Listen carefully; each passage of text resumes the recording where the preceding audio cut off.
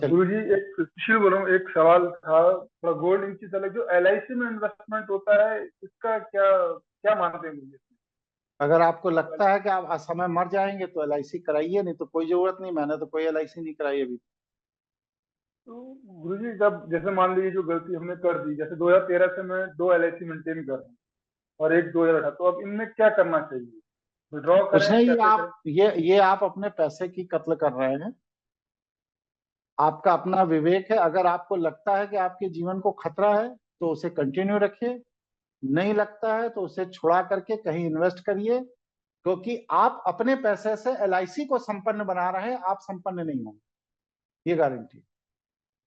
अभी जब आप उसे कैश कराने जाएंगे तो जैसे उसने एलआईसी के एजेंट ने आपको बताया होगा ना कि 5,000 रुपए महीना आप जमा करेंगे तो इतने साल बाद तो इतने लाख मिलेगा, तो इतने लाख मिलेगा।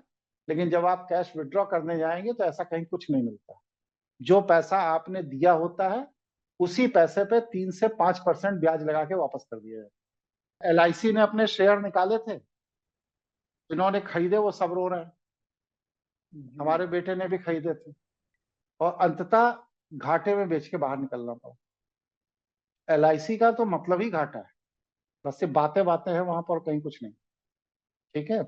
और अभी जब कोई प्रॉब्लम आ जाती है तो फिर वो इतना बड़ा सा एक चार्ट दे देंगे कि इस नियम का उल्लंघन है, उस नियम का उल्लंघन है, उस नियम का उल्लंघन है, इस नियम का उल्लंघन है। वो आपको 40 ठो नियम बता देंगे कि इसका आपने उल्लंघन किया, क्योंकि पैसा उनके पास है तो आप यस सर के अलावा और कुछ कह नहीं सकते। जो पैसा आप एलआईसी को देते हैं, उस आप कितने रुपए एलआईसी में मंथली डिपॉजिट करते हैं या ईयरली डिपॉजिट करते हैं? ईयरली मेरा डिपॉजिट है करीब 30,000 के आसपास जा रहा है ये। 30,000। जी जी। अब कितने समय से है डिपॉजिट? 15,000 तो चल रहा है, 10 साल हो गए, और एक जो है वो भी 4 साल हो गए। हाँ, तो अब आप एलआईसी से जब भी आप इसको वापस लेने जाएंगे ना, तो जो आपका कुल पैसा आपने दिया है उस पर 3 से 5% बढ़ा के ब्याज मिल जाएगा बस।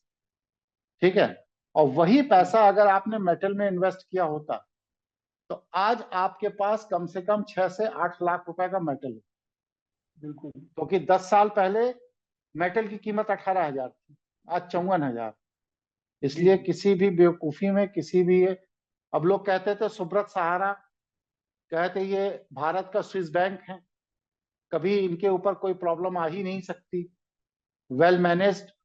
और इनके यहाँ लड़के की शादी हुई थी, मैं खुद गया था, देखा था। उस समय मुलायम सिंह जी जिंदा थे, माननीय मुख्यमंत्री गेट पे खड़े होकर लोगों को रिसीव कर रहे थे। ये जलवा था इनका, मैंने देखा।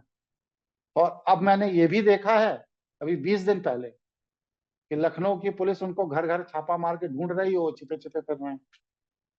और जितने लोगों ने पैसा सहारा में इन्वेस्ट किया था सबका डूब गया। इसलिए अपने पैसे को अपने पास रखिए। कब एलआईसी बिक जाए, कब सहारा बिक जाए, कब कौन दिवालिया हो जाए, कुछ हो जाए, तो किसी का कुछ नहीं होगा, नुकसान आपका होगा। कभी भी छोटे व्यक्ति के साथ मत जुड़िए, जुड़िए तो बिग एलिफेंट के साथ जुड़िए।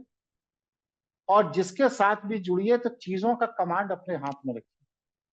अगर आपने कमांड किसी और के हाथ में दे रखा है तो आप ये मानकर चलिए कि आपका पैसा दूसरे के पास है, आपके पास कुछ नहीं।